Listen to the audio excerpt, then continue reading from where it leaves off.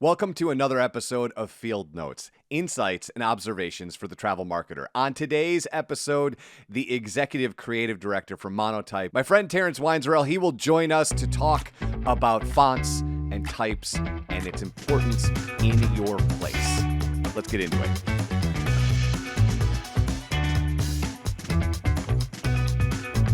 And as I said, my guest today, Terrance from Monotype, my friend, I wanted to say before we even started, I was going back and prepping for today's podcast. It's been 9 years since you did Creative Mornings at MLive, and I just wanted to set the stage that you and I have been working in each other's circles for nearly a decade, and I wanted to say it's great to see you again, and I'm glad that you could be a part of this today. That's amazing. Yeah, likewise. Thank you for having me today. Thank you for reaching out and inviting me. For some context, though, obviously I know you very, very well, but for people who might not know, Terrance, what an executive creative director is, and perhaps even what Monotype is and does. Could you maybe go to 10,000 feet for a half second, and then we'll get right back down to earth and talk about type? Monotype designs and distributes fonts all over the world, is how I might summarize it. And we have a flagship platform called Monotype Fonts, which is really where enterprises can license and sync and manage their fonts for kind of global enterprises. And then we also have some e-commerce websites like myfonts.com where individuals can go and license fonts, not only fonts that are designed by Monotype, but also all of our Type Foundry partners all over the world. There's thousands of them, independent designers that distribute their fonts through Monotype. And my role in it is, I started as an intern in 2008 because I wanted to be a type designer. And I worked out of our Chicago office for a little while. I kind of learned the hard and slow way. If I were to start over again, I would just get a master's degree. It'd be faster. But I learned how to be a type designer, and I worked on, custom typefaces for, some of the famous stuff that I've done is like Domino's Pizza and PBS Sands and things for other software companies like SAP or cars and video games and all these kind of like special places where fonts live in our world. And really my job now is, even though I'm not drawing as much as I used to, it's really my job to, represent Monotype, show people our largest clients and make sure that they understand and get the value out of typefaces that they have. So my role now as a executive creative director is much more about support and education and marketing and less about drawing. So at what point, Terrance, do you move away from a traditional art path to type, right? Because you're still, for all intents and purposes, sure. All of them are drawing. But, as somebody who wanted to be a comic book artist, I wanted to go that way. You wanted to go this way. Can you, do you remember the moment that you were like, fonts and type, this is like the coolest thing I can wrap my head around? Yeah, I went to Grand Valley State University to study graphic design. I had a typography elective class where we got to design our own typefaces, and I was just hooked on it. Oh, wow. And so that was my first kind of introduction to it, and I just got hooked on it. But I think what I say when I speak to students, I tell them like your dream job is out there if you combine your kind of skills and interests, right? Like if you love comic books and you like drawing, like that could be your dream job. If you like horses and you're a graphic designer, like there's graphic design work out there for horses. Do you know what I mean? Like you can bring your hobbies to work, and I think that's a way to help people find a dream job. So where I want to start today is you recently, I think in the last 3 weeks, focused your efforts on a piece talking specifically about the work that McDonald's and Kellogg are Yeah. doing. And I want to start there because those two fonts are aspirational in the fact that just pieces of them represent the brand. And you had some great thought around that. And I'm wondering if you could maybe kind of put some shape around what makes it okay for Kellogg's in Sure. particular to choose OG as the part of the font that they're going to use for 2025 to, signal to the buyer that you are now buying cereal as opposed to using the whole word. Yeah, this is a good. I think both of these campaigns you're talking about is certainly like a flex as far as Oh, yeah.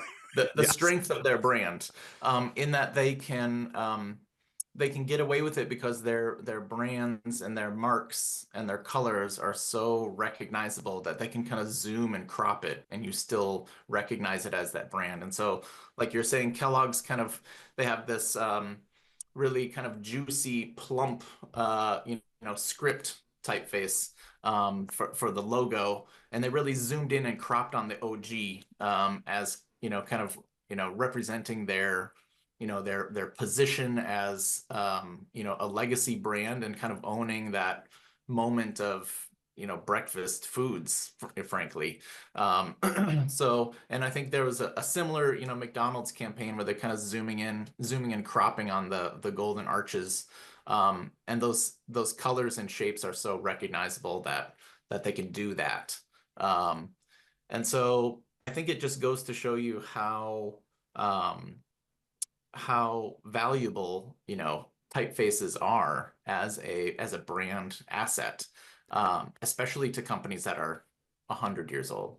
Do you think there's enough, especially like for companies that aren't 100 years old, do you think there's enough thought that's going into that? Because you use an interesting phrase that they're getting away with it. And I wonder if you actually, A, think that they're getting away with it, like it's some sort of trick. Yeah. But B, um, do you find that brands in the broad stroke think about that part of their brand as much as they probably should?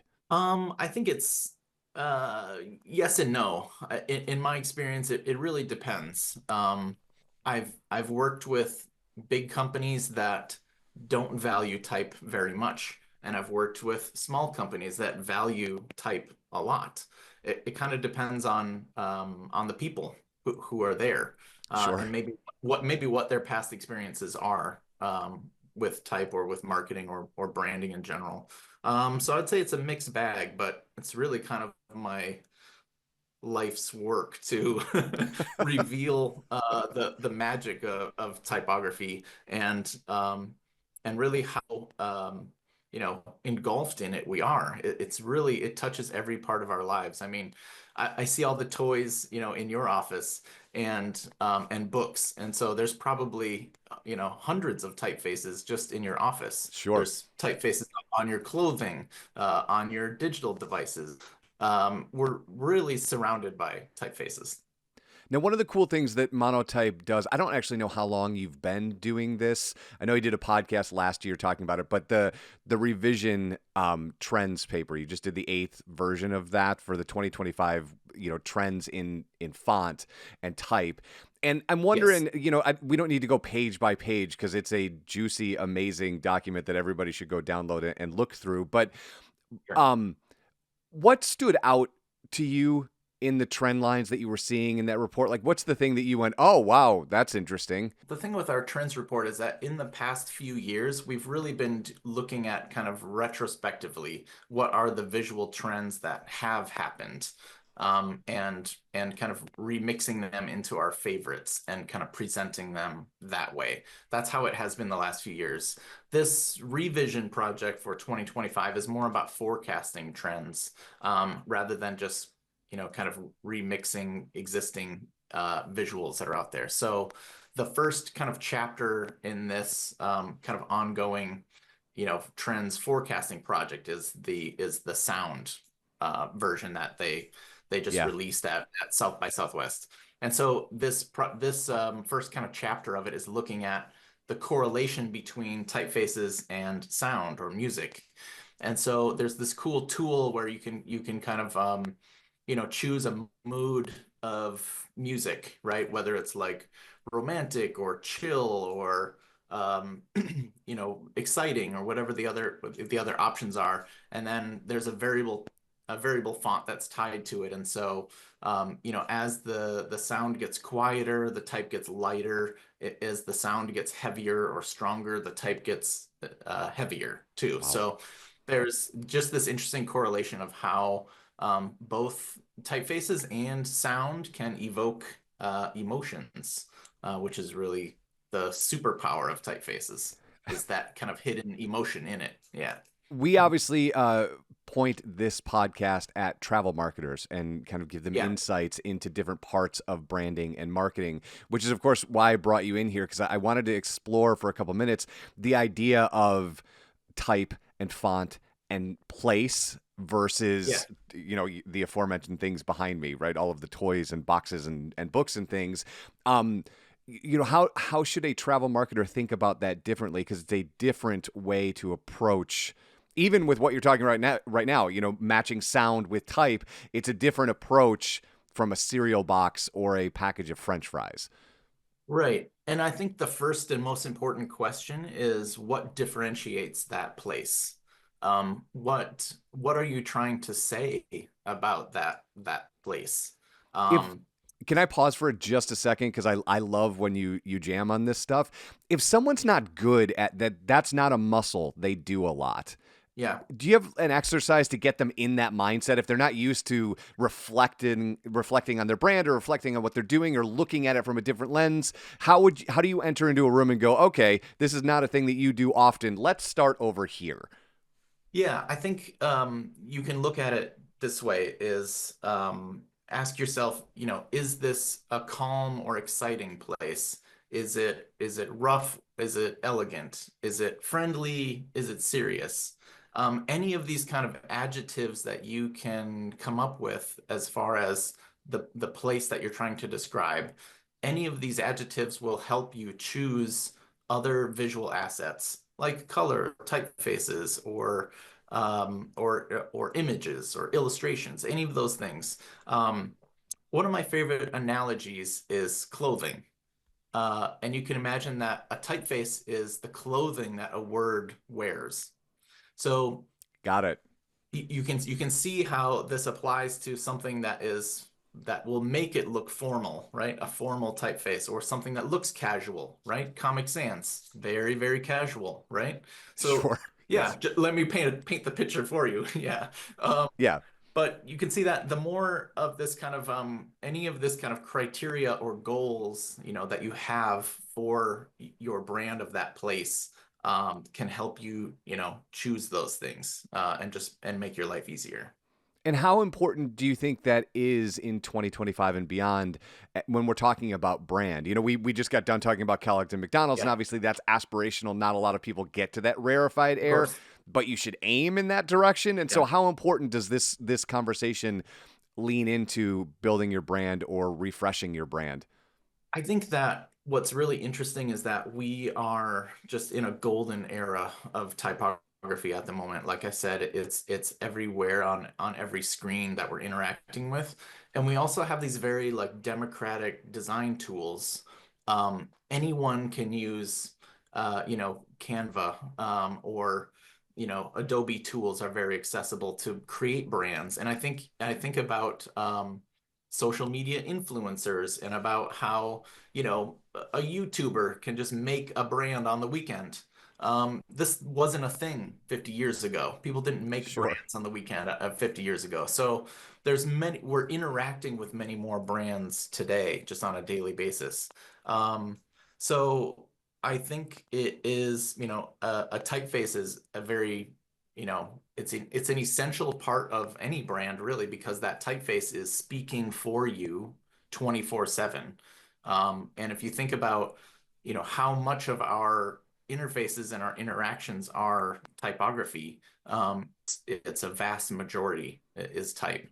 I wanted to bring this up because I know in the travel space, a lot of the work that is done in video. And you mentioned YouTube a second ago. And Sure. there's obviously the famous story of how many thousands of dollars that Mr. Beast will spend on a thumbnail to go from 1 million views to 10 million views. Yeah. But what kind of gets lost in that is the art that you and Monotype does, right? Because there's a font involved and a typeface involved in that Sure. thumbnail as well. And I'm wondering, do you have a theory or a philosophy on thumbnails and, what sort of font should be used and typeface? Sure. And I think that that's a great question.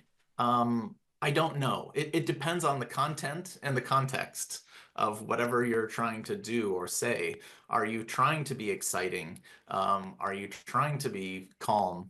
Um, you know, I think all of those apply. I think that viewers, when the content and the context and that typeface, when they're all in harmony, it will be, satisfying for that viewer because the thumbnail image is really like the trailer. Sure. It's a Yeah. one image trailer of what you're about to get. So that typeface will tell you, inherently, is this an exciting video? Is this a calm video? Is it educational? Is it fast? Is it slow? All of those things can be conveyed with, how the typeface is, like which typeface, but also how it's used. Is it large? Is it small? Is it tight? Is it loose? All of those kind of parts of typography can influence the message and amplify whatever message you're trying to convey. I think A24 might be one of Yeah. those rarefied brands where when you see A24 show up before the trailer starts, you sort of know what you're in for, right? Yes. Which is different than Sony and different than Paramount and different, because with Sony, it could be anything. It could be a ROM, but with A24, buckle up because they're about to do something. Yeah, sure. And, I think, I think your idea of the typeface and font on your thumbnails being the trailer is a great way to think about it. And that being kind of the goal. Like, what is your A24 moment where I know when Terrence is putting out a video, when I see that thumbnail, when I see Mr. Beast's thumbnail, I know it's going to involve people. I know it's going to involve money. It's probably in Antarctica, and there's probably a shark, and it probably has rocket launchers, right? Or whatever. And that's the brand recognition too. And the other end of the Yes. spectrum besides, A24 is like Pixar or Yep. yeah. So you know what you know what you're going to get. And that's the brand recognition that I think anybody wants to build. And it happens with repetition and like I said, kind of harmony and good experiences over and over again. One of my favorite parts of the work that I do is anthropological in nature. I like to be the observer of the world around me and kind of Yeah. use that to guide and inform the work that I do. And so I know that this is an unfair question before I even ask it to you. But in the last few months, has there been a type that has jumped out to you or a usage of a type? Obviously you know all of the fonts and types, so that's not going to surprise you, but a treatment that a brand has done that you went, wow, that's really cool. I want to say, I mean, thinking about this idea of, branding of places, the idea of like the Olympics comes to mind, and that's a great example of like branding a place. But there's also, I was in Los Angeles earlier over the winter, and there's a new, Los Angeles branding. Ken Barber, yeah, I'm sorry, yeah, one of the best like lettering artists in the U.S. in the world. Ken Barber did the lettering for the new Los Angeles branding. So I think that stood out to me as, something that is an excellent piece of type. It's not a font per se, but it's Sure. still, yeah, an example of an excellent piece of, branding of place, I would say. One last question before I let you go, because I can't let everybody go without asking them about AI. And in Yeah. your trends white paper, there's a portion talking about this personalization, and that's kind of what where I want to land this is this interesting idea that there's a world where an AI interface might guess that you and I want to use different fonts when we're consuming something. Could you talk about what that looks like in a real world scenario, or at least like the future casting that you're doing, what that would look like where it's swapping your and my taste profile? And then Yeah. a follow up to that, like, how does that work with a brand? Let's go back to McDonald's, right? Like, it's not going to change McDonald's fonts for you and I, but like, talk about that whole Sure. stew of AI changing Yeah. fonts for each one of us, and how does that mess with your brand, or does it? There's a lot there. I think, and we could probably talk about that for hours, but I think, Sure, yeah. kind of one thing, generally speaking, is um, having, I can imagine a future state where a kind of AI chat interface would be able to recommend typefaces for you. So you can imagine, instead of saying, "Oh, I need a neo grotesque with, with a large X height and all of these like really Yep. specific jargon, you know, um, like vocabulary with typography. You could just type into the chat, I'm doing a food truck with only spicy hot dogs or whatever. And then the AI would be like, okay, here are some typefaces that fit your brief. So I think that, I can imagine an interface like that, in the near future. I think another thing I foresee happening in the future is, like you were just kind of hinting at, is like this idea of adaptive typography for you as a person. So you can imagine, let's use like a car for an example. You get Sure. into the car, and the car knows your preferences for the type style, the type size, you know how you prefer your interface to be set up in your car. As you get older, maybe your vision declines, and maybe the typography settings on your car or your phone change based on your age and your preferences. As soon as you log in, this computer, wherever it is, knows your preferences for size and weight and spacing of type, and really has a unique interface that is, tuned to you. And that interface could be tuned for a 5-year-old or an 85-year-old. And the typography can be a spectrum in within that time frame. Um, so I think that is really cool, that this idea of adaptive typography. And I think that applies to other technologies like not artificial, I'm sorry, augmented reality Yep. and virtual reality. How do typefaces react in those environments with different viewing distances and stuff like that? So I think there's really so much more opportunity for how typefaces and typography can be tuned for us as humans, and use that technology in the future. My friend, this has been awesome. If people want to find you, where's the best way to like consume the stuff that you're putting out? Is LinkedIn the spot? Where should they find you? I mean, Instagram is always a great place for visual things. A lot of my business contacts are on LinkedIn. That's a good spot too. And then places like monotype.com would have everything you're looking for. Terrence, have a great weekend. We'll talk soon. Okay, sounds good. Thanks, Eric.